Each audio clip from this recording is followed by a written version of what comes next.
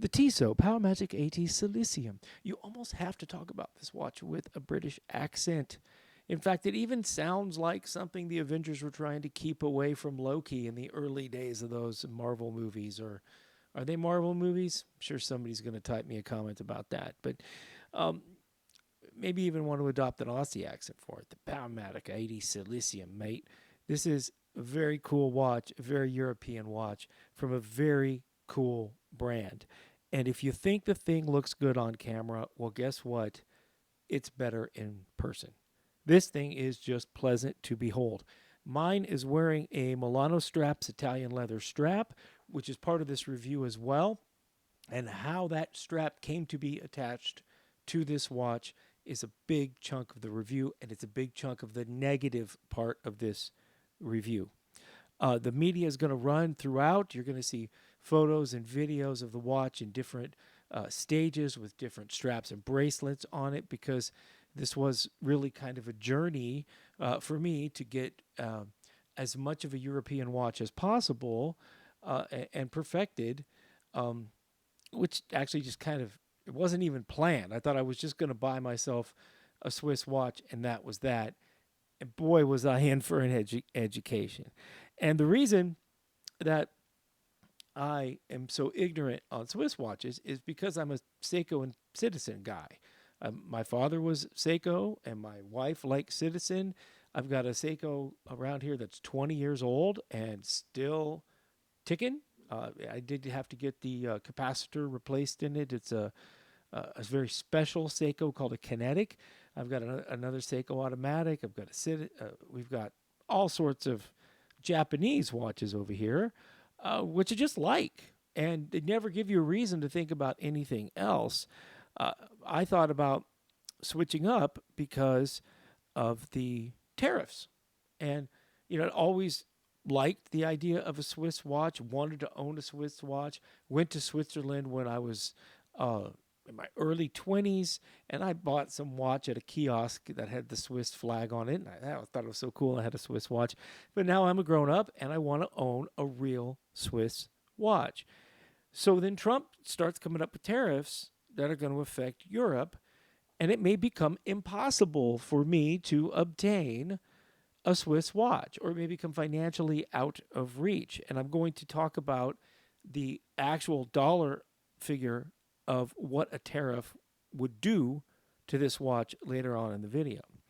So again, this watch is overwhelmingly positive videos on the internet. When I go and I start looking, I said I want to buy a Swiss automatic watch before the tariffs come in. I start searching the internet, and this watch comes up over and over and over as the poor man's Rolex, the best value, the everyday watch.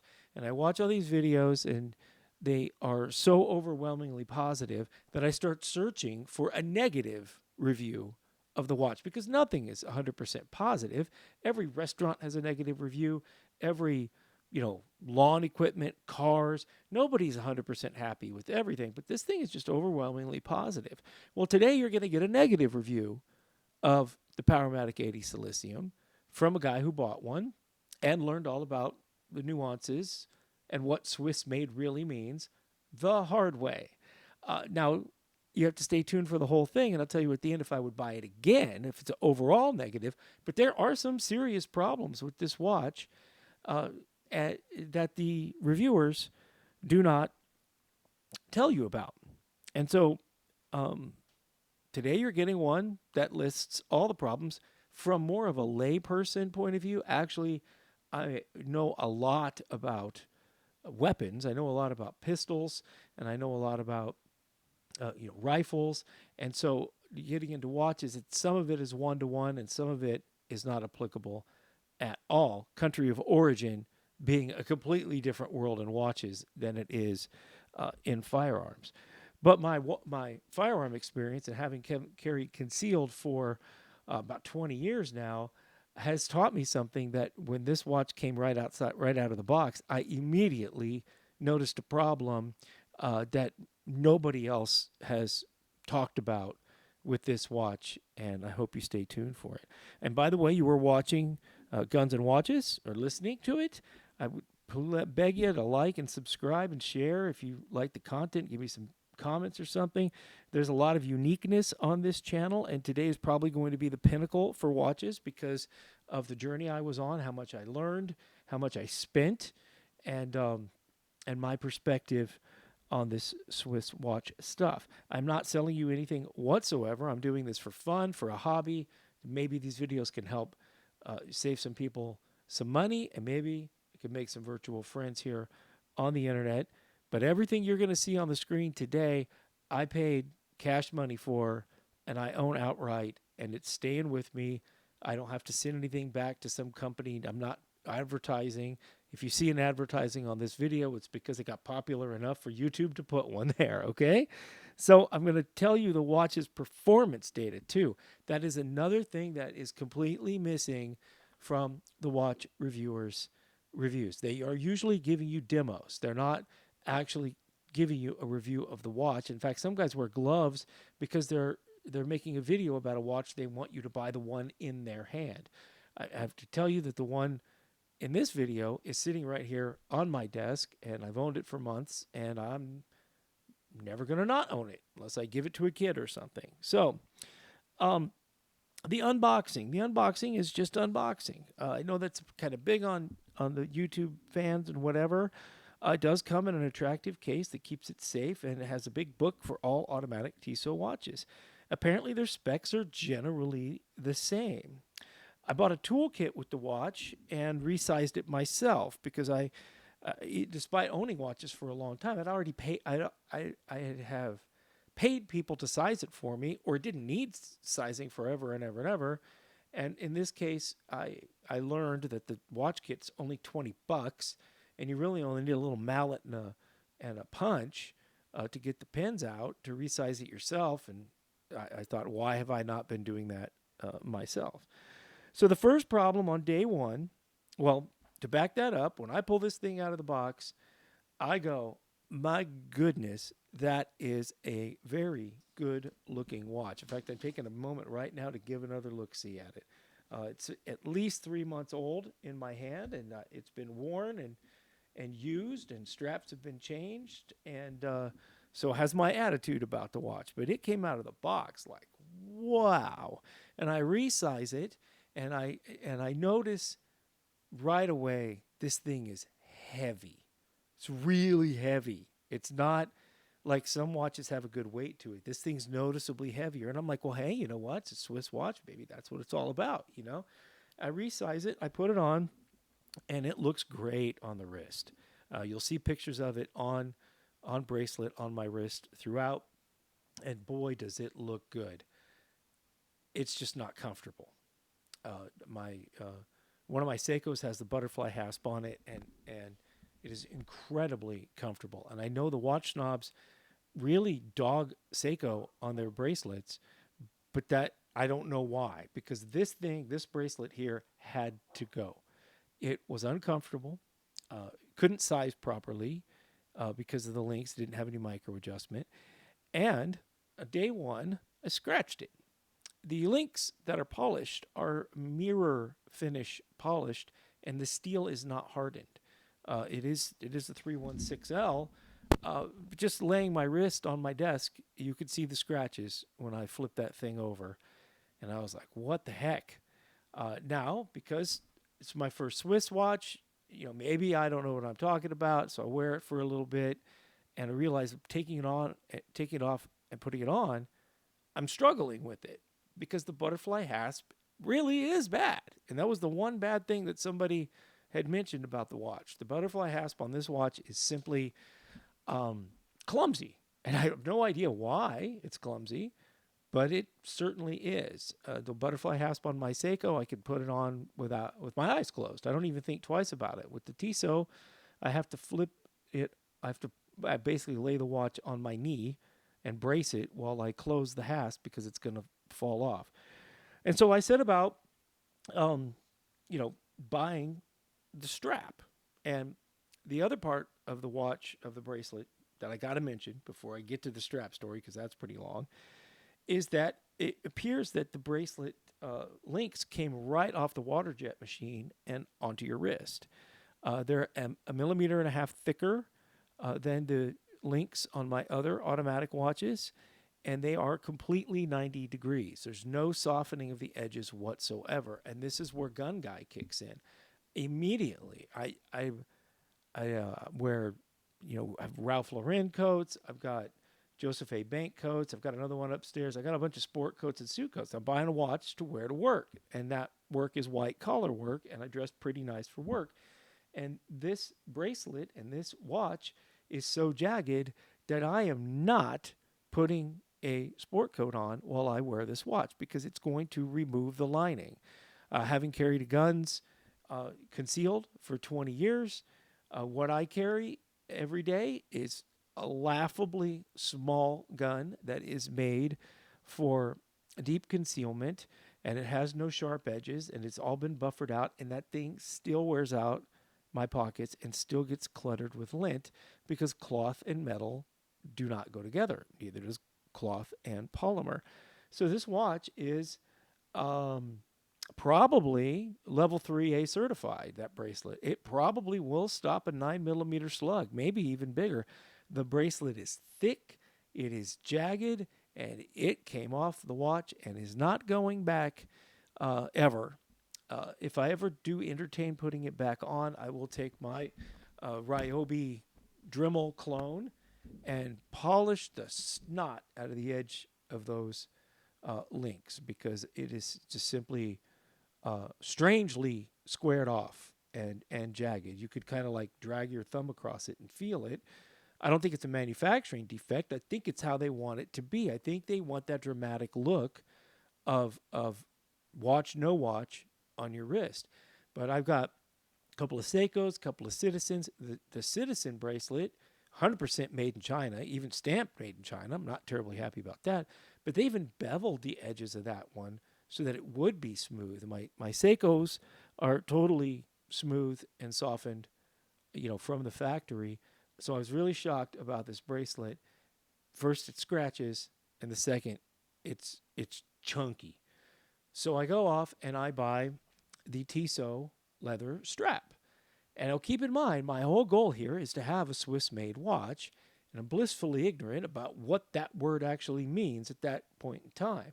So I buy myself a Tissot Powermatic 80 Gentleman, expensive watch, Swiss-made, kind of happy about it. And it comes, and on the face of it, it says Swiss-made, and you flip it over on the movement. The movement says Swiss-made. So you think in your brain that everything you're holding in your hand is Swiss-made. Au contraire, mon frère. Let us adopt a little French for the Tissot. The watch is only 60% Swiss. That's what Swiss-made means. And that doesn't even have to mean 60% manufactured. That could include assembling parts from China, Vietnam, or wherever in Switzerland counts for that 60% because you're improving it. I find this out because I go online and I buy the Tissot Gentleman leather strap. And it shows up in a package that says made in China. And you can almost hear the needle going across the LP. What do you mean made in China? I just paid $90 for a leather strap and it's made in China. Only problem is that made in China is not stamped on the strap at all. The word Tissot is, the model number is, a couple other numbers. They don't tell you that it's made in Japan. At least Citizen has the honor of putting made in Japan on their bracelet, so you know where that came from.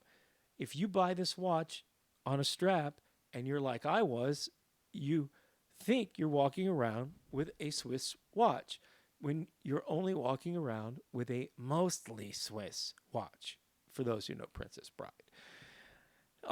And despite the made in China, I still want to have a Tissot watch. And this thing's got the Tissot stamp on it, but it's also got this deployment clasp, which is very similar to the hasp, the butterfly hasp on the other one. And I don't like it.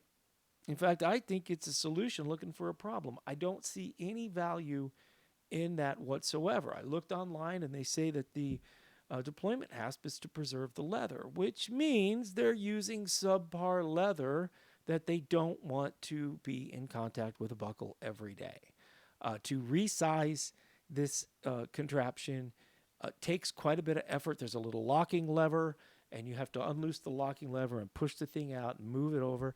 And one of the reasons I like having a buckled watch is because I may be hitting tennis balls wearing that watch and might swell up during the day, or I might shrink during the day, and I might want to loosen it or tighten it. And so this leather thing coming from China has this really odd deployment hasp on it. It's got to go. And that is why this is wearing the Milano straps, Italian made leather strap. Because I'm going to have me a European made watch. Dang it.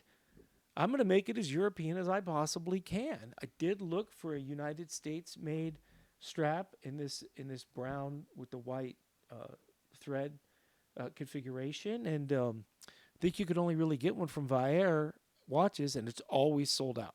Always sold out. And then my favorite vendor for U.S. straps is North Street Watch, but they don't have this. They have a 21 millimeter, but it doesn't look like this at all. So I go to Italy. I have to go, in my frustration trying to find this, I have to go, well, is there at least a European-made one? And I found the Milano straps and scoured their website and scoured the internet about them, and it does look like they are an actually Italian-made product. It doesn't say 100% Italian-made, so there's probably some components from overseas on the watch, but their entire existence is making Italian leather into Italian leather watch straps. So I'd be very surprised if this was not actually Italian leather. And that's how it looks today. With you in front of you is with the Milano strap on it, and the $90 wrist strap made in China took me off on a deep dive into the country of origin for wristwatches, which is right about the same time that the tariffs come out.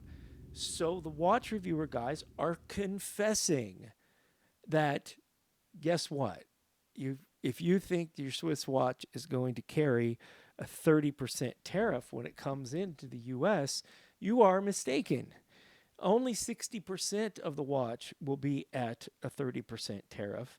The 40% of the watch is going to be tariffed at the rate of the tariffs for the country of origin for those components. So with a 60% Swiss-made watch, you might think you're just going to add the 30% tariff onto the $875 that the watch costs and get you to $1140. But the reality is $1382.50 at this $875 retail watch, with the Chinese and Swiss tariffs combined at the proper proportion, brings you in just under $1,400.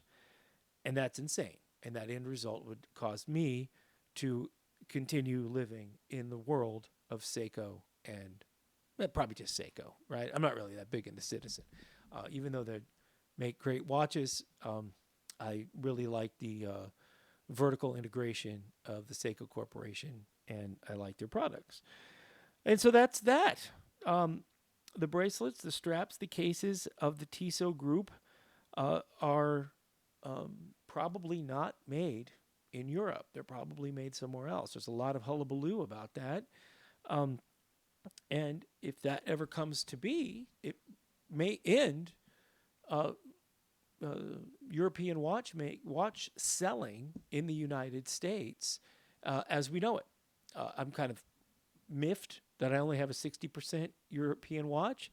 With my Milano strap, I'm probably getting up to close to 80. Kind of hoping I'm getting close to 80. But if that were to happen, us in the middle class, the upper middle class, are not spending $1,400 on a wristwatch. I mean, maybe if something special happened, or if you're only going to have one. But those of us with a wife, kids in college, grandkids, we got better things to spend our money on than stuff from Europe.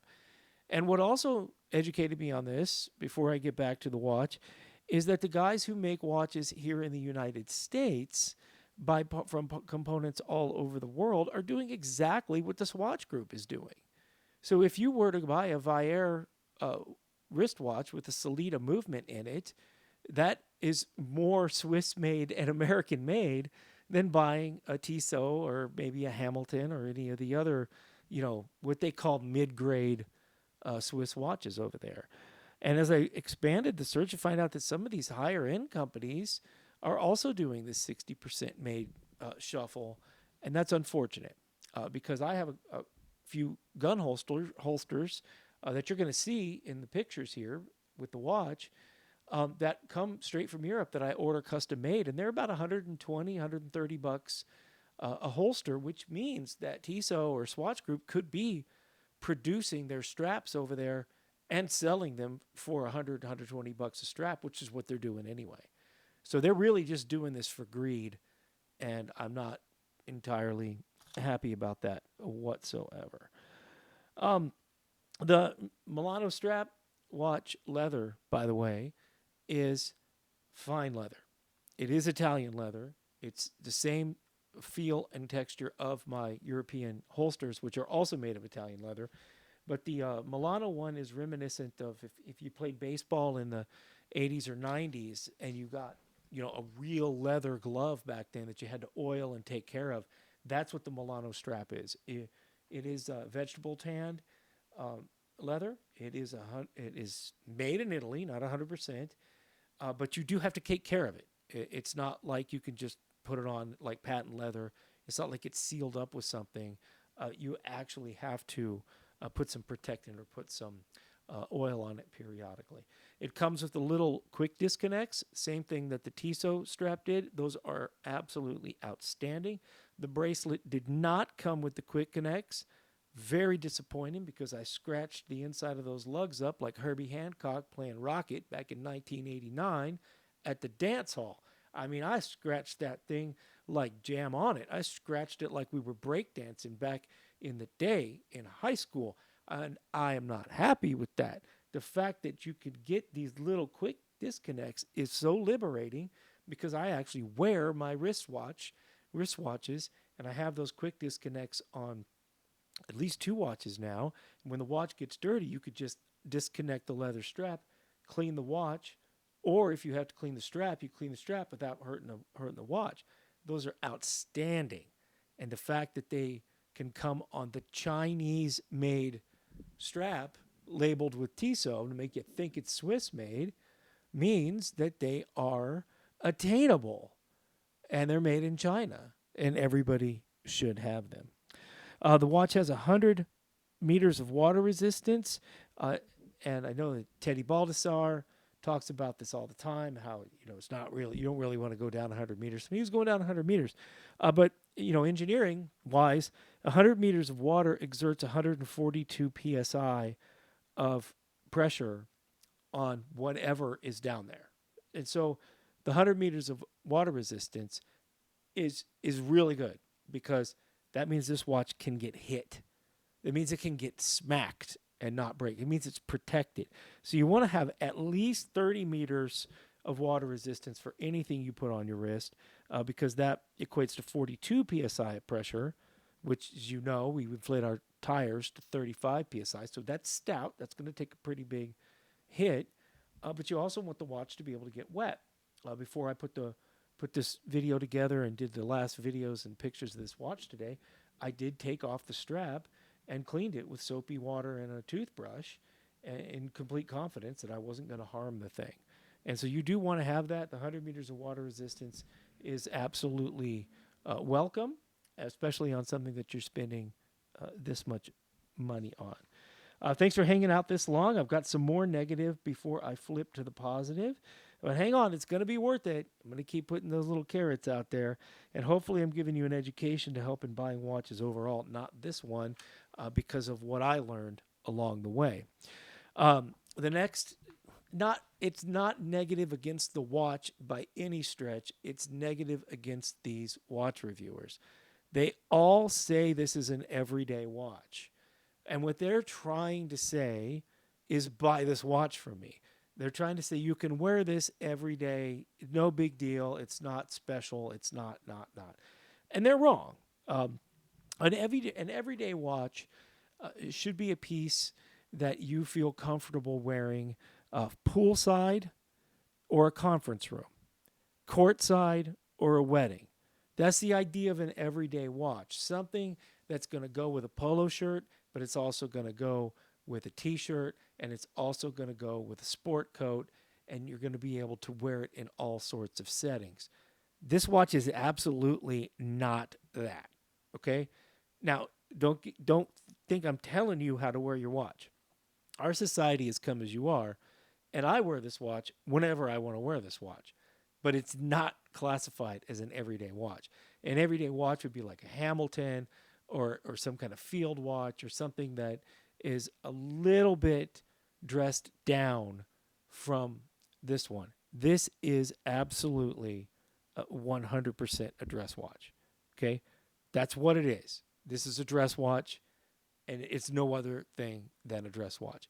I went to a giant jewelry store researching, trying stuff on before I bought this. They didn't have this watch. They had other Tissots, which had normal bracelets, by the way. The Tissot Chemin de Toile and the Carson Premium both have very nice bracelets. I have no idea why they put an anvil on as a bracelet on this watch. No idea whatsoever. The other ones were absolutely normal and absolutely comfortable. But the reason I tell you about the jewelry store, because I didn't buy this from a jewelry store, they didn't have it. If they did, they would have got $875 out of me that day. But this watch is more attractive than any just about any watch I tried on. It is more classy, more put your coat and jacket on and go have dinner with your wife, go to church, go to a wedding. This is not an everyday watch. It's just far too attractive for that. And another reason it's not an everyday watch is all the polishing on it, all the polishing on the bracelet. You want an everyday watch. I've got this Islander watch that I wear. It was like $236 that I have no problem smacking into the side of my car on accident if I'm getting gas. If I smack this in the side of my car, I'm going to feel bad for quite a while. Okay? That's why it's not an everyday watch, because you don't even it's expensive and it looks like $1,000,000, and you don't want to put a scratch on something that looks like $1,000,000 because it no longer looks like $1,000,000. It looks like you wrecked something that looks like $1,000,000. So it's not an everyday watch. You're not going to wear it like that. If I wear my other watches and I'm hitting tennis balls, shooting basketball, doing yard work, yeah, they're all right. They're fine. This one, nope. It's coming off. It's going in my pocket. It's going in my laptop bag, which means there's a chance of losing it. There's a chance of getting it stolen. That's a big negative if you think you're buying your I'm going to wear it everyday watch. Because when you get a load of this thing in person, you're probably not. And that's what happened to me. When I bought this watch and it was going to be my everyday, I'm going to wear this Swiss watch. It's an everyday watch. I believe the people. And when I pulled it out of the box and took a look at it, I'm like, nah, you're not doing that. First, I'm not going to do it because of how much it costs. And the second is that this bezel is so polished and pointed right at me that it's going to get scratched up, just like the aforementioned Herbie Hancock in the 1980s. It's also not an everyday watch because of all the polishing on it. It has the mirror finish on the bezel. You can see yourself in the bezel. It's not just a polished bezel. It's a complete mirror finish. It's got a mirror finish on the hands. It's got a mirror finish on the indices, and the emerald green face is also reflective. So is the little guard around the date, and there's something else on here that's shiny too. So you're not going to want to wear it outside. In fact, when you see the pictures on here, I took a lot more pictures than what you're seeing because you can't see the blasted thing because it's a reflector. Outdoors, this will be a good thing to signal to emergency aircraft to come and pick you up. So it's not an everyday watch. Even if you are white collar, it's not every day because it's shiny and it's going to catch your attention during the day and you're afraid of scratching it. But if you go outside for any amount of time, you're not going to want to have it. You're not going to want to drive with it. You see a picture of me driving with it. Um, you understand that somewhere in my vehicle at that moment in time was a perfect reflection of that watch blasting the ceiling or the side of the wall. Um, so now it is time to flip to the positive. Okay. Even though this watch is only $875 retail, don't pay retail for it, by the way. It looks like $1 million. It looks really good. A little bit of a negative is that you also aren't going to want to wear it if you supervise employees or supervise hourly employees because they think Tissot equals Rolex and they think you're doing a flex on them. It looks too expensive to wear to that type of a work environment, or you wouldn't want to do it anyway. But man, is it attractive. And if you get seen wearing this, people are going to think that you have good taste. I got complimented on this watch today, which is why I finally sat down to do the watch review before I scratched the blasted thing, and it doesn't work. It doesn't work for a review anymore. More of the positive. The movement is absolutely stellar. I don't think Seiko can touch it until you get to the 9 series, until you get up into the maybe $1,800, $2,000 Seiko range. The 4R35, no, it's not going to get you there. And the 6R35 is absolutely not going to get you there. In fact, the reviews on the 6R35 are so bad that I am not going to buy one of those, even though there's a green Prospects out there that looks pretty good. That was in contention for this before I flipped to Swiss, but just no way with all the people out there talking about how bad that movement is. I baseline every automatic watch I get or that my family gets that comes through me. So what I have this kind of homemade test is to take it out of the box and wear it carefully in its normal environment for 10 days and record the performance of the watch. And this baseline because these things have warranties and you can service them. So I want to know, and it's brand new, how good is it? And also, how, if it breaks, have some way of saying, okay, it used to work like this, now it works like that. And if it comes out of the box faulty, I want to be able to return it without too much wear on it. And so I don't want to start wearing it like, running around like a kid wearing this watch. And then you find out a couple months later that, hey, this thing doesn't keep time for crap or something rattling around in it. And so the baselining here was, I couldn't believe how good it is. The watch had a 5-second span in 10 days, but it wasn't all biased in one direction. It went up, it went down. So it's as good as an automatic watch gets, I guess. I'm never going to have a better one. Now the spec isn't that, but none of these watches actually run near their specs. Their specs are so big you could drive a truck through it. So everybody else gets much better spec, and we all wonder why does Seiko have such a wide spec? Why does Tissot have such a wide spec? And it's probably so they don't get a bunch of watches returned on warranty until over and over and over. But it is absolutely solid accuracy. If you in practice over the time now after baselining it, it runs about +3 a day on if I just wear it every day. That's what I'm going to get out of it. If taking it off and whatnot. And then I have an app on my phone, cost $1. You can get it yourself, where it uses the speaker of your phone to actually give you the beats per second, the beat rate, and how it's running in a certain position. And that ranged between minus 0.5 and plus 1.2. So this watch is just fabulous. It doesn't care about the positioning either. The Powermatic 80 has the Silicium parts in it. It's got some other, anti-magnetic parts. It's supposed to be, much more accurate, much more reliable than its predecessors, and that is my experience. My experience on the movement is top shelf, and I'm putting up the specs on the screen so that you can see it, um, and the anti-magnetic properties.